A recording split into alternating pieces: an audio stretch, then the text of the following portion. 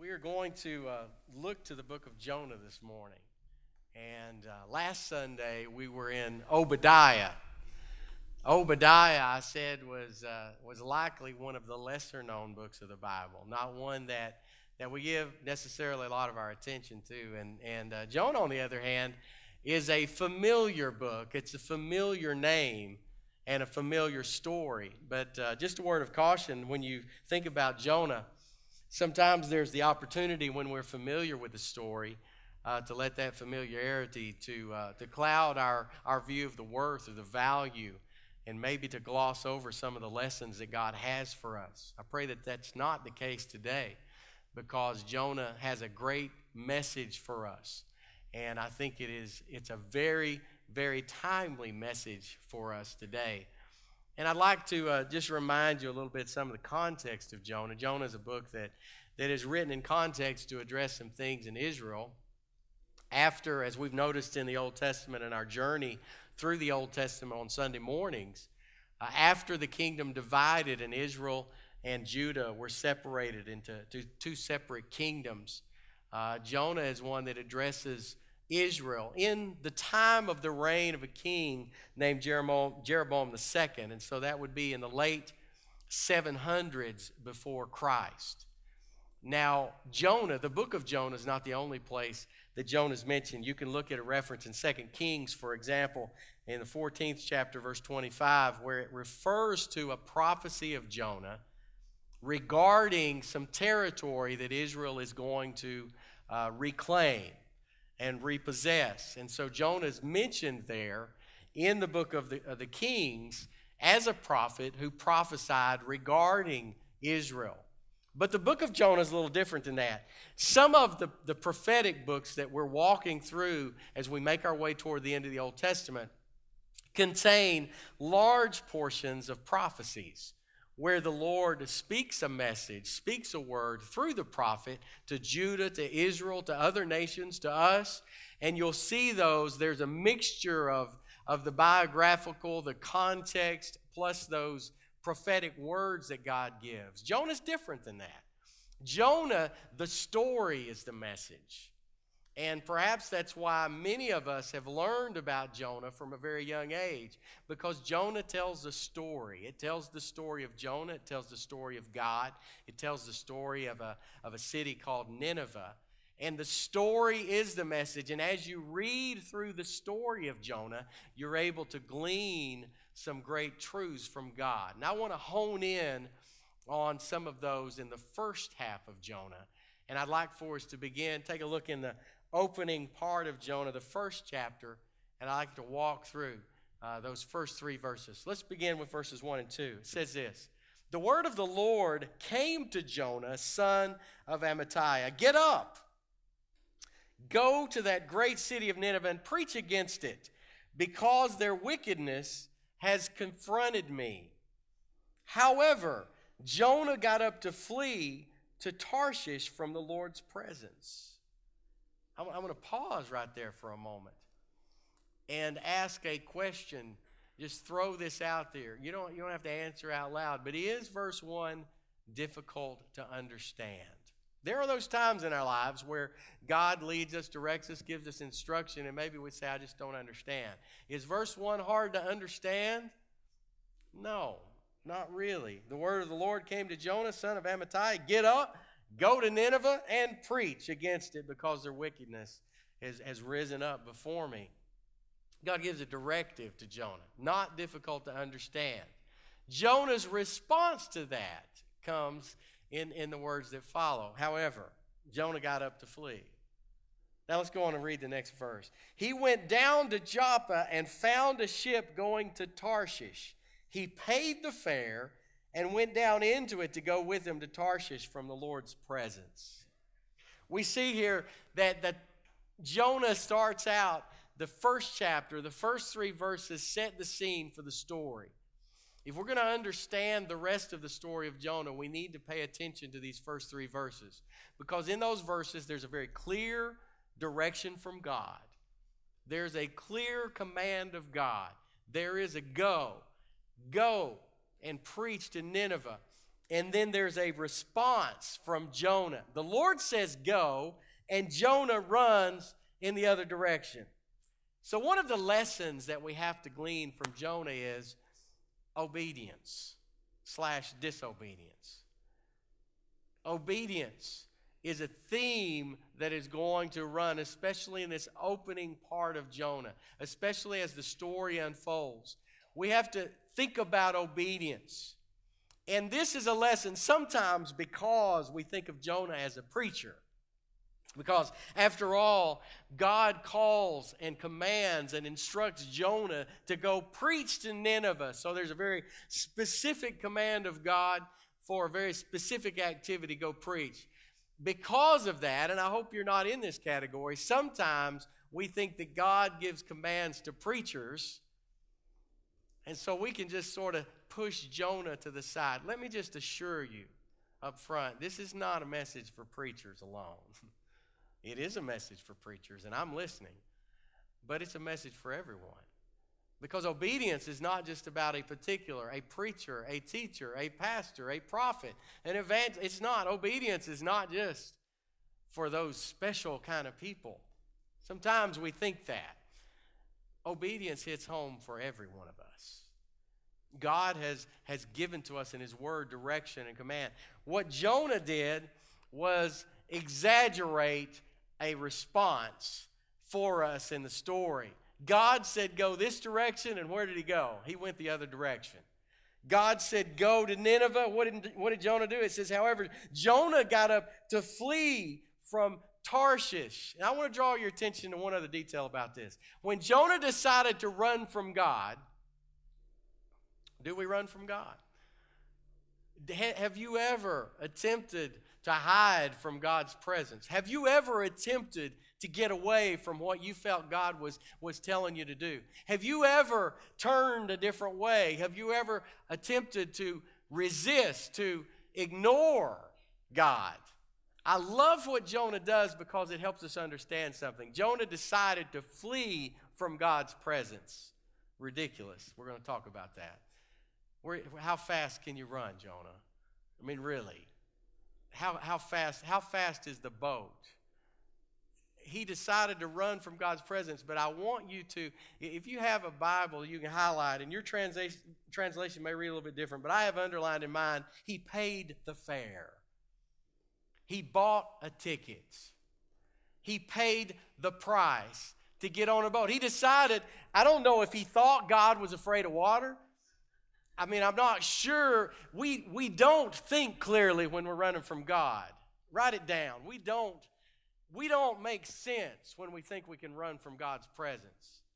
But I don't know if he thought there was a boundary at the edge of the water that God can't go over here, so I'll get on a boat. But underline the phrase, he paid the fare, because when we run from God, there's always a price to be paid. When we decide that we're going to flee God's presence, when we're going to hide from God, when we're going to ignore God, when we're going to disobey, let me move forward in that because it rolls around to what we're talking about here is disobedience. When we decide that we're going to disobey God, there is a price that we pay. There is a price. Now, there are different ways to do that, but Jonah in the story helps us to understand he was willing to pay a price to run from God. And that's what he did. There's a strategy involved here that Jonah, he developed a strategy. Here's how I'm going to run from God. And it cost him something. It cost him something. Now, when you walk through what takes place here, we're going to see some things that take place where God gets his attention. But before we do that, here's what I'd like to do. I'd like for you to go with me so we can talk a little bit about running from God's presence. Would you turn in your Bibles to Psalm 139 with me? Now, if Jonah could have taken a book with him to the belly of the fish, I would have recommended Psalm 139. Psalm 139. I'm going to actually read, it's not that long, it's 24 verses, but I'm going to read the entire psalm. And I pray that the Lord will speak to your heart as I read this. Maybe you're in a place in your life where you're you're ignoring God, or you're running from God, or you're fleeing from His presence, let me remind you of Psalm 139. It says this, Lord, you have searched me and known me. You know when I sit down and you know when I stand up. You understand my thoughts from far away. You observe my travels and my rest. You are aware of all of my ways. Before a word is on my tongue, you know all about it, Lord. You have encircled me. You have placed your hand on me. This extraordinary knowledge is beyond me. It's lofty. I'm unable to reach it. Here's the question. Where can I go to escape your spirit? Where can I flee from your presence? If I go up to heaven, you are there. If I make my bed in Sheol, you are there. If I live at the eastern horizon or settle at the western limits, even there your hand will lead me. Your right hand will hold on to me. If I say, surely the darkness will hide me, and the light around me will be like night. Even the darkness is not dark to you. The night shines like the day. Darkness and light are alike to you, God. For it was you who created my inward parts. You knit me together in my mother's womb. I will praise you because I've been remarkably and wonderfully made. Your works are beautiful. And I know this very well. My bones were not hidden from you when I was made in secret. When I was formed in the depths of the earth, your eyes saw me when I was formless, and all my days were written in your book and planned before a single one of them began. God, how difficult your thoughts are for me to comprehend. God, how difficult your thoughts are for me to comprehend. How vast their sum is. If I counted them, they would outnumber the grains of sand. When I wake up, I am still with you. Verse 19. God, if only you would kill the wicked. You bloodthirsty men, stay away from me, who invoke you deceitfully. Your enemies swear by you falsely. Lord, don't I hate those who hate you and detest those who rebel against you? I hate them with extreme hatred. I consider them my enemies. Search me, O God, and know my heart, and test me and know my concerns. See if there's any offensive way in me, and lead me in the everlasting way. It's a great song. It's a great song. And it's a song that helps us frame what is taking place in Jonah. Now, in the first chapter of Jonah, we are not told anything in those opening verses about why Jonah fled. Understand this. I'm not going to read anything into chapter 1. We'll get to some attitude. Trust me, next Sunday we'll get to attitude. Jonah, he has attitude, and it's not pretty. And what makes it so ugly is we see ourselves in Jonah fairly quickly, if we're honest. We're not told anything in chapter 1 why Jonah ran, but this psalm says, oh, God, if you would just destroy the wicked. I hate them that hate you. God, if you would just destroy them, if you would just wipe them off the face of the earth. Let's just think about this a minute in the context of Jonah. God was asking Jonah to go preach to the enemies of God's people and the enemies of God. And Nineveh was a great city. It was a big city. It was a powerful place. And it represented the enemies of God's people. It represented what the psalmist is talking about in Psalm 139. It represented the enemies. It represented those that hated God's people, and those that hated God, those were the Ninevites. And God was telling Jonah, go preach to them. Their wickedness has risen up to me. Their wickedness has confronted me. Go preach, Jonah. Go preach to Jonah. I'm calling you. I'm telling you, go preach to Nineveh.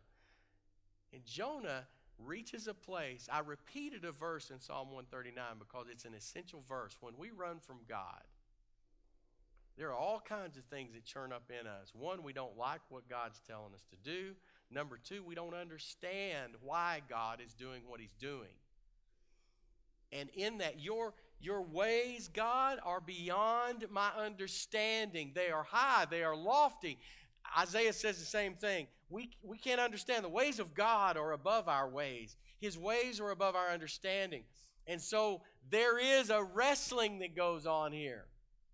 In the midst of awe and worship and devotion in this psalm, there's also there's a time in the midst of it to get real and to say, God, there are times you tell me to do things and I don't understand it. I don't like it. I don't want to do it.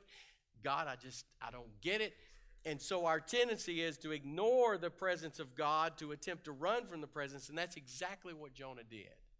God said, go preach to Nineveh, and there is an immediate response. I'm going to flee from the presence of God because I don't want to do what He's telling me to do. I don't understand why would God want me to go preach to Nineveh. I hate those people, God. I hate them. And you hate them, God. And I don't understand what you're doing. But the psalmist gets to the heart of the matter, and he says, God, he starts out by saying, you know me. You are with me. I can go to heaven, and you are there. I can make my bed in hell, and you are there. I can go to the east. I can go to the west. There is no way to escape you. When I wake up in the morning, your Spirit is with me. I can't get away from you, and neither could Jonah, and neither can we. We can disobey. We can run. But as the old saying is, you can run, but you can't hide from God because He's there. Now, let's go back to Jonah for a moment. Let's go back. Psalm 139 helps us. What does God do when Jonah runs away? God, there are two powerful acts of God that unfold when Jonah runs. The first one is that when he gets on the boat, God sends a storm. And I've always marveled at the fact that, and the reason I'm doing this is the Hebrew word there means God threw a storm. He hurled it at Jonah in the boat. I've got this mental picture that God just says, throwing a storm. It is a storm with a purpose. It is a storm for a reason. It is a storm that God winds up and throws right down the middle. It's a strike. And He throws it at Jonah for a purpose. That purpose, in broad terms, is to get Jonah's attention. Do you think it worked? At first, it got the attention of the sailors a little bit more than it did Jonah.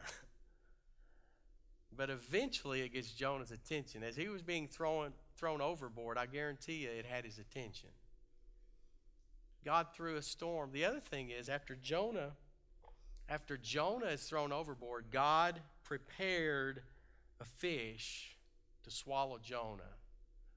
God prepared a fish to swallow Jonah. I'm just going to throw this out. Could it be that God works in our lives at times to get our attention? I'm just going to throw that out there. Maybe you're here today. Could it be that God is trying to get your attention? Now, God can throw a storm. God can prepare a fish. God can work through all manners. This is a very graphic and extreme story to illustrate how God gets our attention. But God works in all kinds of ways. God has used things other than storms and fish in my life to get my attention. We don't have time for me to go through all the times because I've been hard-headed, and there's been times that God has used many things. But I suspect I'm not the only one. I suspect that if you will be sensitive, that God uses things to get your attention. He prepared a fish for Jonah. Now, here's the interesting thing as we move forward here. Is when you look at this, verse 1 of chapter 2 says that Jonah prayed in the belly of the fish. Jonah's thrown overboard because of the storm. They've gotten rid of cargo. They've lightened the load. they've done these things so that they could save their lives. And when they do that, they get to the point to where they're very hesitant to do it, but they say, we're going to throw Jonah overboard. They throw Jonah overboard, and God prepared a fish to swallow Jonah. Now, I walk down here because traditionally we refer to this area of the church as the altar. And today we had a time of prayer, and the invitation was to come so that we can pray together. Our prayer elders took time to pray for folks in need, and we refer to this as the altar. I just wanted to illustrate for a moment that this is a very comfortable and convenient place to pray. In a few moments, I'll ask you to join me in prayer, and you can pray in your seat. You have nice, padded, cushioned pews. I didn't grow up with pews like that. When I was a kid and slept on the pews, it wasn't comfortable. And I did sleep a lot. Sunday night, boy, it was just like God gave me rest when I got to church. But it wasn't comfortable. We have nice, air-conditioned, heated sanctuary with that great place to pray. I'm saying that for a reason. Compare that for a moment in your minds to the belly of a fish in terms of an altar. Chapter 2, verse 1 says that Jonah prayed in the belly of a fish. God may have prepared an air-conditioned, heated fish belly. I don't know. I can't tell you. It's not described. But I don't think it was comfortable. And sometimes in life, the places of prayer, after God gets our attention, sometimes those places are pretty uncomfortable. Can I get an amen? Because God has thrown a storm. God has prepared a fish. And when you get down in the end of, and I would encourage you to read Jonah's prayer. I would encourage you to read chapter 2 carefully and slowly and in its entirety. Because there's a beauty, there's a wonder that I find in Jonah's prayer there. And it talks about thanksgiving that he offers up. Just a side note, when I was in Arizona, one time I had the opportunity. It's the only time I've ever spoken in a Catholic church. And it was a community service. And I was invited to speak at the Catholic church, and it was Thanksgiving service. It was a Thanksgiving service, and I chose to speak out of Jonah chapter 2. And I'll never forget the look on the priest, who was probably not all that comfortable having me speak in the Catholic church. Wonderful man.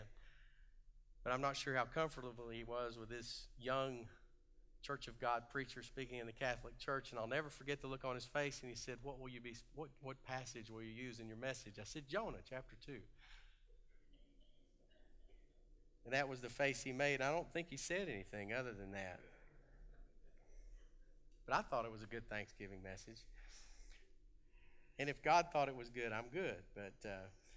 But anyway, read it carefully. Read it carefully. It's a beautiful prayer. But I want to get down to the end.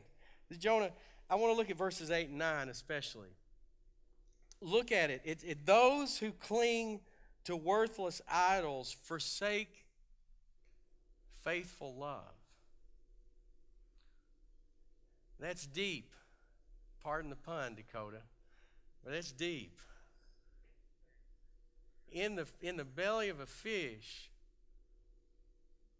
he says, those who cling to worthless idols forsake faithful love. I just want you to weigh out the choice here, because Jonah's a lot about choices. Jonah has a lot to say about choices. Idols, and in Jonah's day, there were a lot of idols. That was something that God's people wrestled with. You may recall that the king, Jeroboam II, we referred to a few weeks ago, he's the one that set up golden calves in sacred places.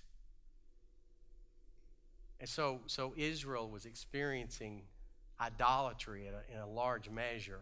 Nineveh, we don't have to even get into detail about the idolatry that took place in Nineveh and the cities and the nations surrounding Israel. But they knew a lot about idols. Let me tell you something, that those are the obvious idols. There are also subtle idols, and idols have to do with anything we put ahead of God.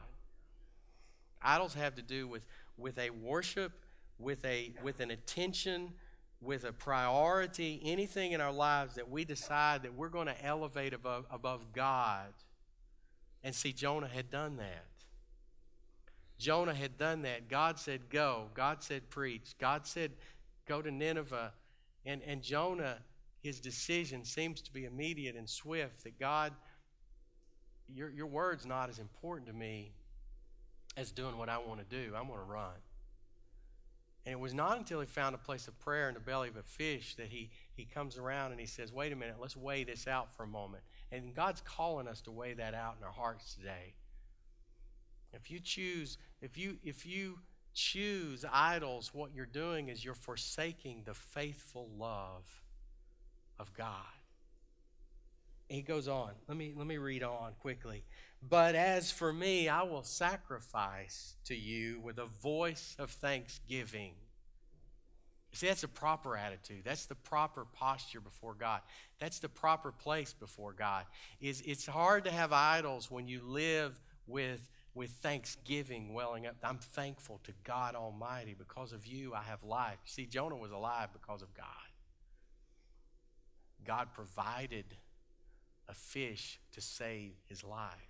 He rescued him. And so it is with each of us. We are alive because of God's mercy, because of his grace, and that ought to cause us to live, for thanksgiving to well up within us. Now he says this, I will fulfill what I have vowed. I will keep my promises to you, God.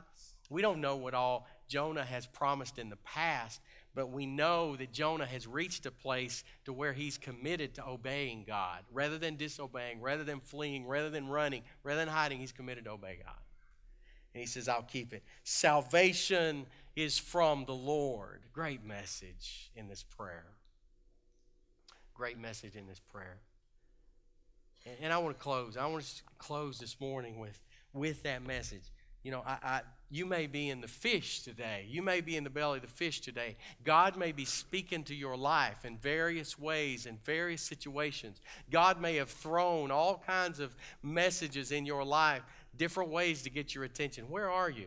If you're in the fish today, it's time to pray.